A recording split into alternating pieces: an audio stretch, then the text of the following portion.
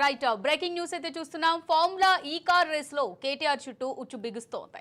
దీనికి సంబంధించి కేటీఆర్ పై ఎఫ్ఐఆర్ నమోదైంది. దీనికి సంబంధించిన డాక్యుమెంట్స్ 2 రోజుల క్రితం రాష్ట్ర ప్రభుత్వానికి కూడా చేరింది. గత ప్రభుత్వ హయాంలో జరిగిన ఈ కార్ రేస్ కు సంబంధించి ఉల్లంఘనలు జరిగాయని, నిబంధనలకు విరుద్ధంగా ముందే నిధులు చెల్లించారని కేటీఆర్ పై ఆరోపణలున్నాయి.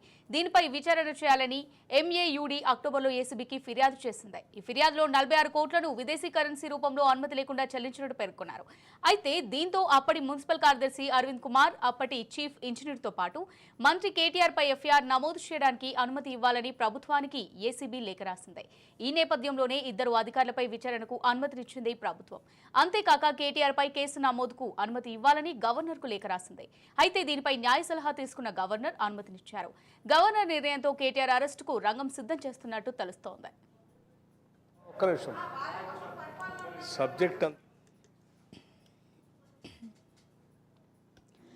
రైట్ బ్రేకింగ్ న్యూస్ చూస్తున్నాం. ఫార్ములా ఈ కార్ రేస్ లో కేటీఆర్ చుట్టూ ఉచ్చు బిగుస్తోంది. దీనికి సంబంధించి కేటీఆర్ పై ఎఫ్ఐఆర్ నమోదైంది. అయితే అందుకు సంబంధించిన డాక్యుమెంట్స్ 2 రోజుల క్రితం రాష్ట్ర ప్రభుత్వానికి కూడా చేరింది.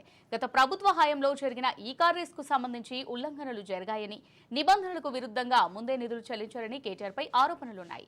దీనిపై విచారణ చేయాలని ఎంఏయుడి అక్టోబర్లో ఏసీబీకి ఫిర్యాదు చేసింది. ఈ ఫిర్యాదులో 46 కోట్లను విదేశీ కరెన్సీ రూపంలో అనుమతి లేకుండా చెల్లించినట్టు పేర్కొన్నారు. దీంతో అప్పటి మున్సిపల్ కార్యదర్శి అరవింద్ కుమార్, అప్పటి చీఫ్ ఇంజనీర్ తో పాటు మంత్రి కేటీఆర్ పై ఎఫ్ఐఆర్ నమోదు చేయడానికి అనుమతి ఇవ్వాలని ప్రభుత్వానికి ఏసీబీ లేఖ రాసింది.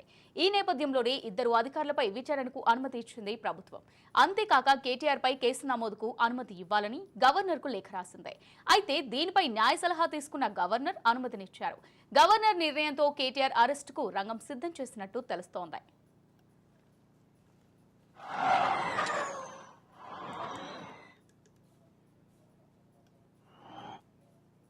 రైట్ గా దీనికి సంబంధించి మరిన్ని డీటెయిల్స్ మా